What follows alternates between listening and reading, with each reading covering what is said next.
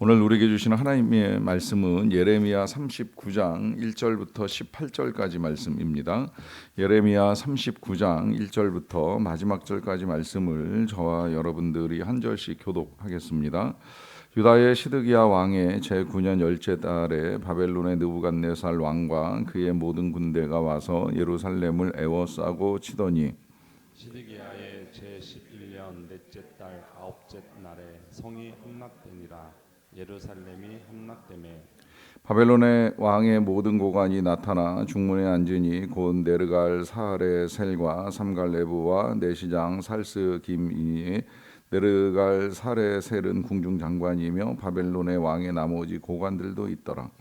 유다의 시드기야 왕과 모든 군사가 그들을 보고 도망하되 밤에 왕의 동산 길을 따라 두 담 샘문을 통하여 성읍을 벗어나서 아라바로 갈대아인의 군대가 그들을 따라 여리고 평원에서 시드기야에게 미쳐 그를 잡아서 데리고 하맛 땅 리벨라에 있는 바벨론의 느부갓네살 왕에게로 올라가매 왕이 그를 신문하였더라.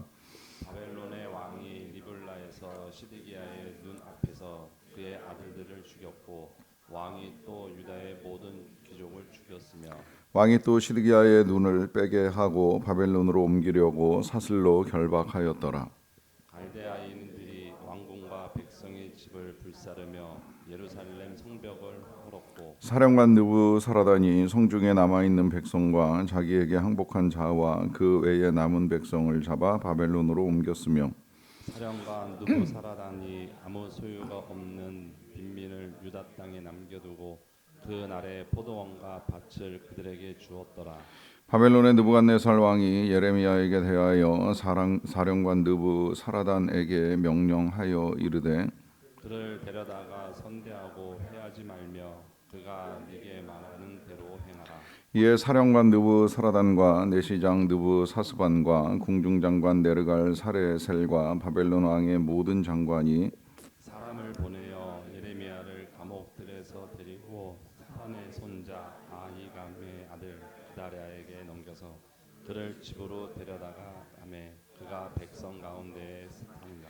예레미야가 감옥들에 갇혔을 때에 여호와의 말씀이 그에게 임하니라. 이르시되 너는 가서 구스인 에벨멜렉에게 말하기를 왕군의 여호와 이스라엘의 하나님의 말씀에 내가 이 성에 재난을 내리고 복을 내리지 아니하리라 한 나의 말이 그 날에 내 눈 앞에 이르리라. 여호와의 말씀이니라. 내가 그날에 너를 구원하리니 네가 그 두려워하는 사람들의 손에 넘겨지지 아니하리라. 내가 반드시 너를 구원할 것인즉 네가 칼에 죽지 아니하고 네가 노량물 같이 네 목숨을 얻을 것이니 이는 네가 나를 믿었음이라. 여호와의 말씀이니라 하시더라. 아멘. 성경에서는 고난당한 것이 내게 유익이라라고 하는 말씀이 들어 있습니다. 고난이라고 하는 것이 쉽지는 않지만 이제 그것을 얻게 되는 유익을 고백한 귀한 시편이라고 여겨지는데요. 실제로 성경 안에서 이 고난 가운데 유익을 얻은 많은 사람들의 증거가 있는 것임은 틀림이 없습니다. 예를 들어 요셉 같은 경우만 보더라도 그가 형들에 의하여 팔려가는 고난을 당하고 또 억울하게 감옥에 들어가는 어려움은 있었지만 이제 끝내 그는 이제 애굽의 총리가 되어서 본인과 또 가족들과 많은 사람들을 구원하는 일들을 이루어 가게 됩니다.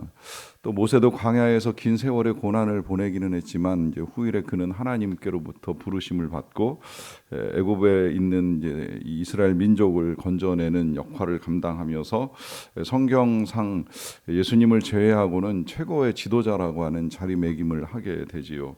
뭐 그런 고난이 아닐지라도 또 한나같이 아이를 못 낳는 과정 속에서 긴 세월 기도하는 가운데 사무엘이라고 하는 귀한 아들을 낳고 그 아들을 통해서 나라를 세워가는 일들을 이루어가는 어머니도 있습니다. 이렇게 이제 고난을 통하여서 또 다른 하나님의 은혜를 경험하는 사람들이 성경에는 참 많이 있는데요.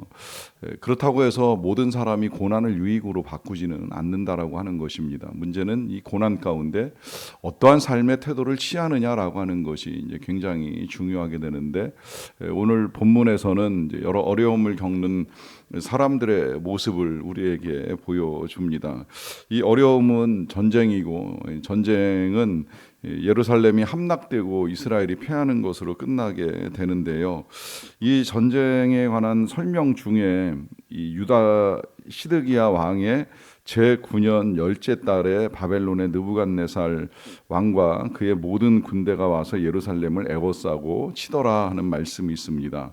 이 왕의 시기를 우리가 좀 눈여겨볼 필요가 있는데 9년 열째 달이라고 하잖아요. 그러니까 시드기야 왕이 여호야김의 뒤를 이어가지고 즉위한 이후에 10년이라고 하는 세월이 흘렀습니다. 그럼에도 불구하고 아무런 변화가 일어나지 않고 오히려 바벨론은 더 이제 강대하게 군대를 이끌고 와서 예루살렘을 에워싸고 이스라엘을 무너뜨리려고 하는 전쟁이 되고 있었다는 거예요. 그러니까 이렇게 보면 이 시드기야가 10년 가까운 세월 동안에 이와 같은 전쟁을 막을 만한 준비도 할 수 있었고 또 하나님의 은혜를 구할 수도 있었는데 이 하나님의 은혜를 구하지 아니한 결과 끝내 그는 이제 전쟁을 초래하죠. 그래서 이 전쟁이 시작된 지 한 1년 반 정도 된 것 같아요. 11년 넷째 달이라고 하니까 1년 반 가까이 지속되는 이 전쟁 속에 끝내는 이제 예루살렘이 완전히 멸망하는 일을 초래합니다.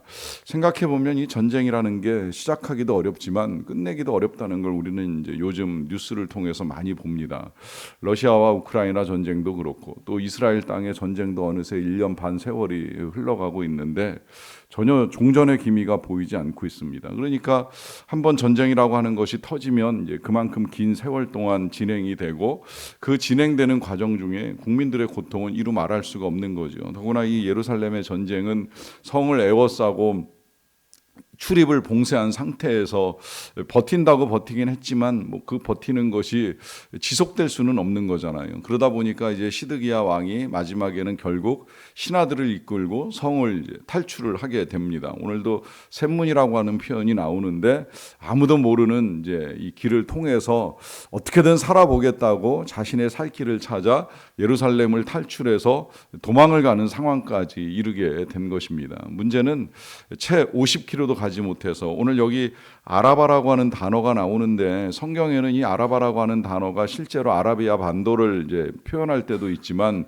오늘 본문에 나와 있는 이 아라비아는 여리고성 주변의 요단 골짜기라고 표현하는 것으로 봐서 이 여리고는 예루살렘에서 멀지 아니한 곳에 자리 잡은 소도시이기 때문에 불과 몇 킬로 가지 못한 거예요. 그리고 실제로 이제 그가 거기서 붙잡혀 가지고 리블라에 있는 이 느부갓네살 왕을 만나게 되는데 여기까지의 거리가 이제 50km밖에 되지 않는 거리이기 때문에 얼마 도망도 못 가서 신하들과 함께 붙잡히게 됩니다. 그래서 이제 그가 무너지는 상황을 오늘 성경이 있는 그대로 다 묘사를 해주는데요. 그의 아들들과 귀족들은 다 처형이 되었습니다. 그리고 이 시드기야 왕은 이제 눈을 빼는 것을 당하게 되었고요. 그리고 거기서부터 사슬로 결박이 되어서 갈대아 우르 바벨론의 땅까지 굉장히 먼 거리를 이제 끌려가는 고통을 겪게 됩니다. 그리고 남겨둔 왕궁과 과옥, 성벽 이런 것들은 다 화재로 전소되거나 아니면 이제 파괴되는 이런 고통을 겪게 되는 것을 보게 됩니다. 그리고 이제 남아 있는 것이 있다라고 한다면 뭐 나머지 사람들 다 포로로 끌려갔는데 남은 사람들이 있다고 한다면 10절에 사령관 느부사라단이 아무 소유가 없는 빈민을 유다 땅에 남겨두고 그날에 포도원과 밭을 그들에게 주었습니다. 여기서 결국 이 고난 가운데 유익을 좀 얻었다라고 한다면 이 땅에 살고 있던 빈민들입니다. 그들이 이 포로 생활을 면하고 남아서 이제 포도원과 밭을 이제 일구는 사람들이 되었어요. 아무래도 소작을 거둬들이기 위한 이 바벨론의 정책이라고 보기 쉬운데 그런 과정 중에 그나마 이제 목숨을 건지고 끌려가는 것을 면하고 농사를 지으면서 뭐 빼앗길지 모르겠지만 어쨌든 이제 살아남은 사람들이 이 빈민들이라고 하는 거예요. 그러다 보니까 이제 이들이 그동안에 가난하게 살면서 얼마나 큰 고통을 겪었을까 생각을 해보는데, 그러한 고난에 대한 하나님의 위로가 이렇게 임하는가라고 하는 이제 생각을 한번 하게 되고요. 그러는 가운데 예레미야가 석방이 됩니다. 그리고 예레미야가 석방이 됐을 때 사령관이 이렇게 명령을 내려요. 12절에 보시면 그를 데려다가 선대하고 해하지 말며 그가 네게 말하는 대로 하라라고 하는 이제 명령인데요. 이 명령에 따라서 예레미야는 이제 감옥들에서 나와가지고 사반의 손자 아이감의 아들 그다랴에게 넘겨져서 집으로 이제 돌아가게 되는 일을 하게 됩니다. 여기까지 내용을 읽다 보면 참 예레미야가 정말 오해를 받을 만도 했겠다라고 하는 생각이 드는 거예요. 왜냐하면 지금까지 계속해서 예레미야가 이 이스라엘과 유다 왕에게 전했던 하나님의 뜻은 항복하라였잖아요. 바벨론에게 항복하라. 그리하면 살리라. 근데 끝내 시드기야는 항복하지 아니하고 버티다가 전쟁을 치르게 되고 그 전쟁 끝에 패하고 끌려가게 되는 비통함을 겪게 되는데 그 가운데 예레미야만 살아남는 거예요. 그러다 보니까 정말 예레미야가 앞잡이 노릇을 한 것인가, 적을 위하여서 계속해서 이런 메시지를 전한 것인가라고 하는 이제 의문을 갖게 되는데요. 여러분, 이런 표면적인 것들만을 가지고 우리가 하나님의 뜻을 오해해서는 아니 됩니다. 하나님이 항복을 하라라고 말씀하시는 건 지금 이제 이 이스라엘의 심판은 불가피한 것이었고 그 심판 가운데 살 길을 이제 하나님이 말씀을 해 주신 거예요. 그리고 그 가운데 이 예레미야가 포로로 끌려가지도 않고 살아남아서 다시 집으로 돌아가는 것, 이건 적국의 앞잡이 노릇을 해서 얻게 되는 결과가 아닙니다. 그것은 아직 사명이 있고 아직 할 일이 있는 거예요. 오늘 우리가 읽어나가는 예레미야는 일단 여기서 끝이 나고요. 이제 나머지 내용들은 또 좀 시간이 흘러야 우리가 볼 수 있게 되는데 그 나머지 내용들을 보게 되면 예레미야가 끝없이 또 하나님의 뜻을 전합니다. 그러니까 아직 할 일이 남아있는 거예요. 사명이 남아있다는 이야기예요. 이게 굉장히 중요한 건 우리가 살아있는 이유는 사명이 남아있기 때문입니다. 그 사명이 뭐 거창하고 대단한 것이 아닐지라도 가정을 위해서나 나라를 위해서나 교회를 위해서나 기도할 일이 남아있기 때문에 하나님이 살려주신다고 생각을 하셔도 틀리지는 않습니다. 분명한 건 우리는 우리의 목숨을 다하는 날까지 하나님이 우리에게 맡겨주시는 사명이 있고 그 사명을 감당하도록 살려주시는 은혜가 있다라고 하는 사실도 잊어서는 아니 된다라고 하는 것입니다. 그러하기 때문에 이제 하나님은 예레미야를 살려주기 위하여서 지금 이 포로로 끌려가는 것을 면하게 하시는 것이지 그가 야비하게 앞잡이 노릇을 해가지고 지금 이렇게 은혜를 받는 것이 아니라는 거예요. 더구나 이 하나님의 은혜가 임할 때 우리가 꼭 기억해야 될 것은 뭐냐면 하나님의 은혜는 반드시 선인을 통해서만 오지 않습니다. 물론 많은 경우에 하나님의 은혜는 사람들을 통해서 오는 건 틀림이 없어요. 그래서 우리가 기도하고 은혜를 구할 때에 하늘에서 무슨 돈벼락이 떨어지기를 구할 수는 없는 거잖아요. 반드시 좋은 만남과 관계 속에서 하나님의 은혜가 경험이 됩니다. 저는 그런 은혜를 많이 받은 사람이라고 늘 고백하고 감사를 합니다. 제 주변에 교회에 좋은 분들이 많이 계셔서 제가 힘을 얻고 여러 가지 사역들을 감당을 하게 되는데 그렇다고 해서 모든 사람들이 다 선하다고 생각을 하지는 않아요. 때때로 어떤 사람은 가정에서 일터에서 저를 대하는 것과 전혀 다른 태도를 취하는 것 같은 모습을 보게 되는 경우가 있습니다. 그렇게 보면 나를 대하는 모습만이 전부는 아닐 수도 있겠구나라고 하는 생각을 하게 되는 것이죠. 그런데 그런 사람도요, 때로는 저한테 호의와 선대를 하는 모습을 보게 될 때에 사람은 한 가지 면을 가지고는 판단할 수가 없는 것이죠. 이 말은 또 다른 면으로 말씀을 드리자면 하나님의 은혜는 악한 사람을 통해서도 얼마든지 임할 수 있다는 거예요. 실제로 우리 주변에 다 선하겠습니까? 아니, 오히려 우리는 늘 모든 사람이 죄인이라고 하는 사실을 고백하잖아요. 그렇다고 한다면 그 죄인들을 통해서 하나님은 서로 호의와 선대가 베풀어지고 서로 간에 필요한 것들을 채워 나가시는 일들을 하게 되시는데, 지금 이 예레미야가 이제 그 은혜를 경험하는 거예요. 느부갓네살이 선하다는 의미가 아닙니다. 느부사라단도 선할 수는 없겠지요. 하지만 지금 이 예레미야가 살아남아서 아직도 해야 될 사명과 사역이 있기에 하나님은 이 악인들을 통해서도 은혜를 베풀어 주시고, 그 은혜 덕분에 이제 이 예레미야는 감옥에서 벗어나서 집으로 돌아가 해야 될 여러 가지 사역들을 감당하게 됩니다. 그러는 가운데에 이제 또 한 사람, 오늘 본문에 이 예레미야를 통해서 하나님이 말씀하시는 내용이 나오는데요.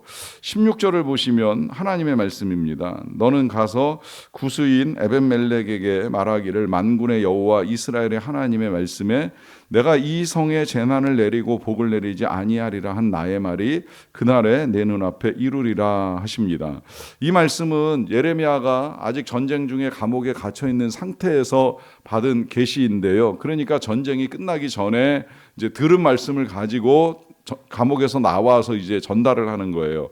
그 전달하는 내용은 이 예루살렘 성에 재난이 내리고 복을 내리지 아니하시겠다라고 하는 거, 그거 이제 네 눈앞에서 다 이루어질 것이다라고 하는 말씀을 하시는 거예요. 그런데 그 밑에 하나님이 이렇게 말씀하십니다. 17절입니다. 여호와의 말씀이니라 내가 그날에 너를 구원하리니 네가 그 두려워하는 사람들의 손에 넘겨지지 아니하리라는 말씀을 하십니다. 그리고 18절에 보시면 내가 반드시 너를 구원할 것인즉 네가 칼에 죽지 아니하고 네가 노략물같이 네 목숨을 얻을 것이니 이는 네가 나를 믿었음이라 여호와의 말씀이니라 하십니다.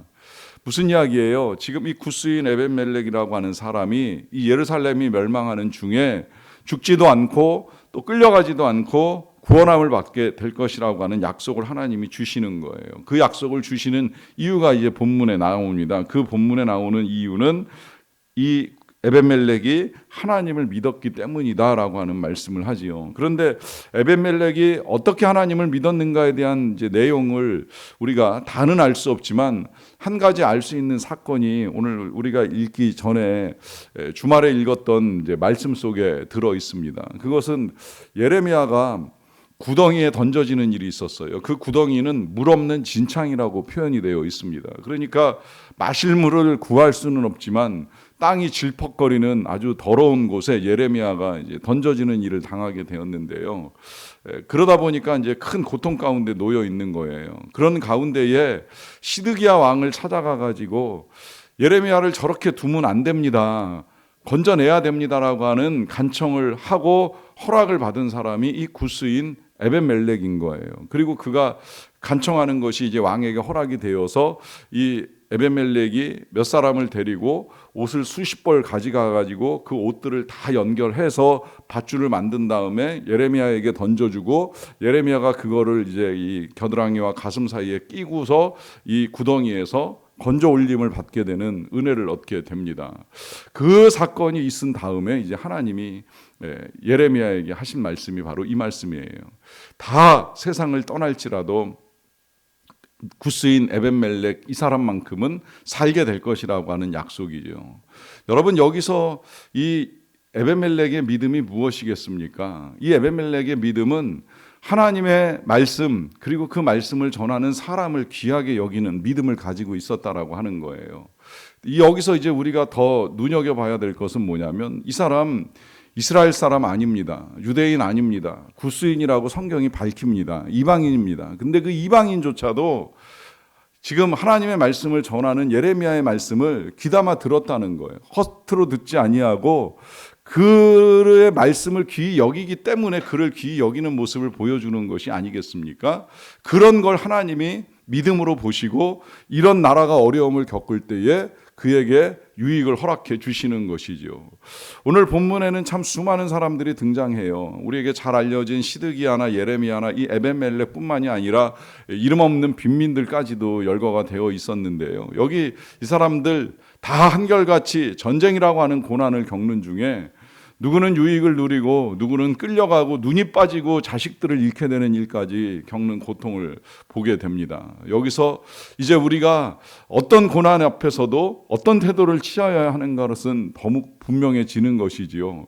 어떤 상황에서도 우리에게 필요한 건 오직 믿음입니다. 하나님을 믿는 믿음이고 말씀을 믿는 믿음입니다. 그 믿음이 저와 여러분들을 구원해 주실 줄로 믿습니다. 기도하겠습니다. 하나님 아버지 감사합니다. 오늘도 은혜 가운데 하나님의 말씀을 붙들고 하루를 시작합니다. 아버지, 우리도 그렇게 고백할 수 있기를 원합니다. 고난당한 것이 내게 유익이라 내가 주의 율례를 배우게 되었나이다. 고백하는 믿음을 우리에게 허락하여 주시옵소서. 하나님의 말씀을 귀히 여기기를 원합니다.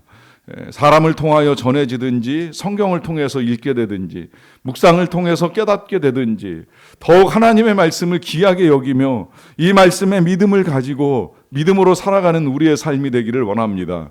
그래서 비록 우리가 이방인일지라도 혹은 그리스도인이라고 하는 이름을 가지고 살아갈지라도 가장 중요한 건 우리 안에 있는 이 믿음으로 말미암아 아버지의 약속하신 구원을 경험하는 자들이 되기를 간절히 원합니다. 지금도 개인적으로 가정적으로 고난을 당하는 가정들이 있사옵나이다.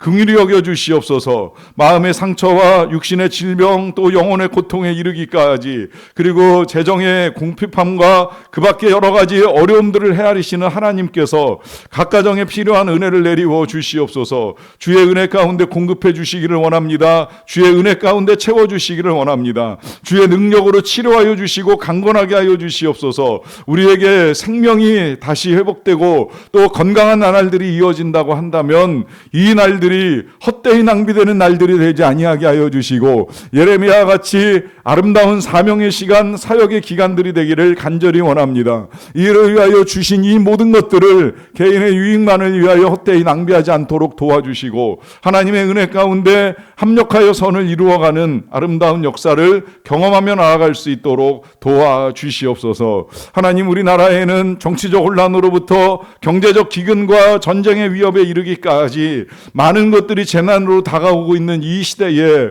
우리를 불쌍히 여겨 주시옵소서. 간구하옵나니 계속해서 주의 백성들은 깨어 기도하게 하여 주시고 나라의 지도자는 진실로 하나님을 경외하고 두려워하며 하나님의 뜻에 따라 이 나라를 다스릴 수 있는 사람이 세워지는 역사가 나타나게 도와주시옵소서. 행여라도 통치한다고 당리당략을 위해 사리사욕을 위하여서 애쓰는 통치자들이 세워져서 국민들이 불행에 빠지는 고난을 겪게 되지 않기를 간절히 원합니다. 우리나라를 긍휼히 여겨주시고 주의 뜻에 우리나라를 선하게 이끌어 주시기를 간절히 원합니다. 하나님, 선교사님들을 도와주시옵소서. 선교사님들도 선교가 막히고 질병 때문에 어려움을 겪으시며 얼마나 많은 고난이 있는지 모릅니다. 그러나 내가 약할 때에 곧 그가 강하심이라고 말씀하여 주신 대로 하나님의 은혜 가운데 그 약한 상황들 속에서 복음은 증거되고 그리스도는 전파되며 많은 자들이 하나님께로 돌아오는 은혜의 역사들을 이루어 갈 수 있도록 하나님 긍휼과 자비를 베풀어 주시옵소서. 모든 일들을 통해 열방과 만민을 다스리시는 하나님의 이름이 높임 받으시기를 간절히 원하옵고 예수님의 이름으로 기도하옵나이다. 아멘.